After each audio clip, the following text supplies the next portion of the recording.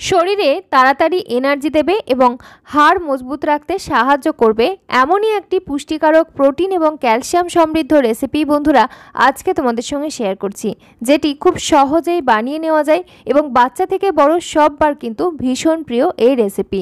তো এর জন্য আমাদের লাগছে সাবুদানা। এখানে আমি 50 গ্রামের মতো সাবুদানা নিয়েছি এবং এটাকে ফার্স্টে একটু ড্রাই রোস্ট করে নিলাম। ওই 1 থেকে 1.5 মিনিটের মতো মাঝারি থেকে লো আঁচে একটু নাড়াচাড়া করে নিলাম, যাতে সাবুদানার মধ্যে থাকা এক্সট্রা ময়েশ্চারটা চলে যায়। আর তারপরে এটাকে আমি একটা মিক্সার গ্রাইন্ডার জারের মধ্যে নিয়ে বেশ ভালো করে গুঁড়ো করে একটা পাউডার বানিয়ে নেব।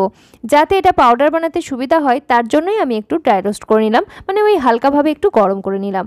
তারপরে প্যানের মধ্যে সামান্য একটু ঘি নিয়ে নিয়েছি, হাফ টিস্পুন মতো ঘি নিয়েছি এবং ওই ঘিয়ের মধ্যে গুঁড়ো করে নেওয়া সাবুদানাটা একটু নাড়াচাড়া করে নিচ্ছি, তাতে এর মধ্যে সুন্দর একটা ফ্লেভার আসবে এবং রেসিপিটাও ভীষণ সুন্দর লাগবে খেতে। বন্ধুরা, আমাদের আজকের এই রেসিপি কিন্তু ওজন বৃদ্ধিতে ভীষণভাবে সাহায্য করবে। তোমরা যারা শরীরে এনার্জি পাচ্ছ না এবং অতিরিক্ত শরীরটা দুর্বল লাগছে বা দুর্বল হয়ে যাচ্ছে, ওজনটাও কমে যাচ্ছে, তাদের জন্য এই রেসিপি ভীষণভাবে হেল্প করবে। যদি এটা তোমরা সপ্তাহে 2 থেকে 3 দিন পর্যন্ত নাও তাহলে কিন্তু খুব তাড়াতাড়ি তফাৎটা বুঝতে পারবে। তো দেখো, সাবুদানাটা আমি ঘিয়ের সঙ্গে খুব ভালো করে একটু নাড়াচাড়া করে 2-3 মিনিটের মতো ভেজে নিয়েছি। কালার চেঞ্জ হয়নি, অথচ সুন্দর একটা গন্ধ বেরোচ্ছে। এই পর্যায়ে ওটাকে আমি এক সাইডে রেখে দিলাম। এরপরে আমি ওই যে পরিমাণ সাবুদানা নিয়েছি সম পরিমাণ কাঠবাদাম বা আলমন্ড নিয়েছি এবং তার সঙ্গে 2টো এলাচ নিয়েছি এবং একটা মিছরির টুকরো নিয়েছি। এখানে আমি মিষ্টি স্বাদের জন্য মিছরি ব্যবহার করছি, তোমরা চাইলে গুড় নিতে পারো। তারপরে সমস্ত কিছু একসঙ্গে গুঁড়ো করে একটা পাউডার বানিয়ে নিয়েছি। তো দেখো, পাউডারটা বেশ একদম মিহি পাউডারে পরিণত হয়েছে। তো এরকমভাবে যদি তোমরা পাউডারটা বানিয়ে রাখো তাহলে কিন্তু এই পাউডার তোমাদের কিন্তু ড্রিঙ্কস বানাতে ভীষণভাবে সাহায্য করবে। তো ওটাকে এখন আমি এক সাইডে রেখে দিলাম। তারপর একটা কড়াই বসিয়ে নিয়েছি আর কড়াইয়ের মধ্যে নিয়ে নিয়েছি হাফ চা চামচ ঘি। আর টোটাল আমি এখানে 1 চা চামচ ঘি ব্যবহার করছি, আর এই 1 চা চামচ ঘি দিয়ে কিন্তু আমাদের রেসিপিটা তৈরি হয়ে যাবে, তবে এখানে তেলের কোনো প্রয়োজন নেই। তারপর আমি এখানে হাফ লিটার পরিমাণ দুধ অ্যাড করে দিলাম, তরল দুধ, ঘন বা পাতলা যে কোনো দুধ তোমরা নিতে পারো। তারপরে আমি দুধটাকে ভালো করে ফুটিয়ে নিচ্ছি। 1 চিমটের মতো লবণ অ্যাড করে দিলাম যাতে টেস্টটা সুন্দরভাবে ব্যালেন্স হয়ে যায়। তারপরে দুধের সঙ্গে ভালো করে মিক্স করে নিয়ে দুধটাকে আমি ভালোভাবে ফুটিয়ে নিচ্ছি। বন্ধুরা, দেখছো সিম্পল কুইজিন বাংলা, আমি আলেয়া। আমাদের চ্যানেল সিম্পল কুইজিন বাংলায় তোমাদের সবাইকে জানাই অনেক অনেক স্বাগত। তোমরা যারা নতুন অডিয়েন্স রয়েছো অবশ্যই চ্যানেলটি সাবস্ক্রাইব করে পাশে থাকা বেল আইকনটা অল করে রেখো, কারণ আমি কিন্তু প্রত্যেক দিনই এরকম নিত্য নতুন স্বাস্থ্যকর রেসিপি শেয়ার করে থাকি, যেগুলো বাচ্চা থেকে বয়স্ক প্রত্যেকের জন্য ভীষণভাবে উপকারী। এরপরে ওই ফুটিয়ে নেওয়া দুধের সঙ্গে অ্যাড করে দিলাম গুঁড়ো করে রাখা সাবুদানা, যেটা আমরা ঘিয়ের সঙ্গে একটু ভেজে রেখেছিলাম। তারপরে এটাকে মিক্স করে নিচ্ছি খুব ভালোভাবে। ফ্লেমটা এই পর্যায়ে একদম লোয়ের দিকে করে দিয়েছি আর খুব ভালোভাবে মিশিয়ে নেওয়ার পর এটাকে আমরা সিদ্ধ করে নেব। যেহেতু সাবুদানাটা গুঁড়ো করে নিয়েছি তাই এটা সিদ্ধ হতে জাস্ট 3-4 মিনিটই সময় লাগবে।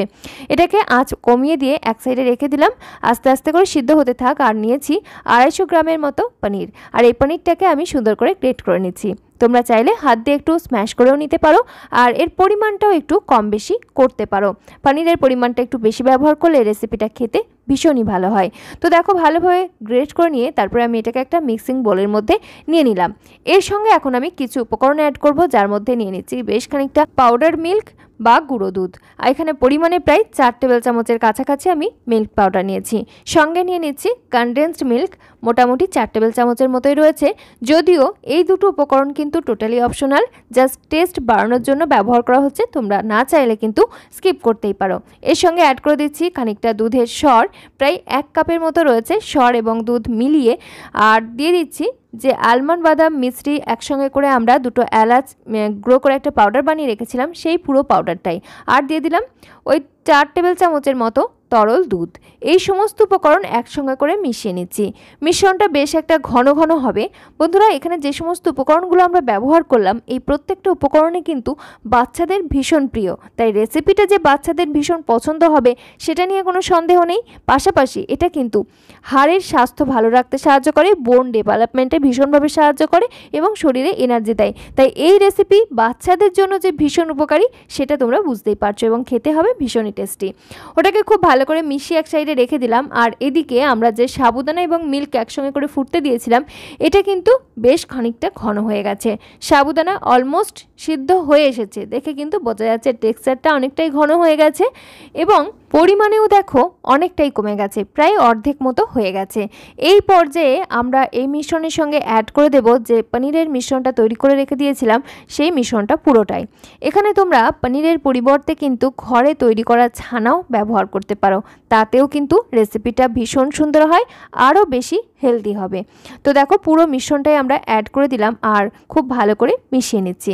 এখানে কিন্তু আমাদের আর বিশেষ কিছু অ্যাড করার দরকার নেই, জাস্ট খুব সুন্দর করে মিশিয়ে নেব। তবে আঁচটা এই পর্যায়ে রেখেছি একটু কমিয়ে, তারপরে আস্তে আস্তে করে বাড়িয়ে মাঝারিতে করে নিয়েছি। তো দেখো এটা কিন্তু বেশ ঘন হয়ে যাচ্ছে, যত আমরা এটাকে কুক করব ততই কিন্তু ঘন হতে থাকবে।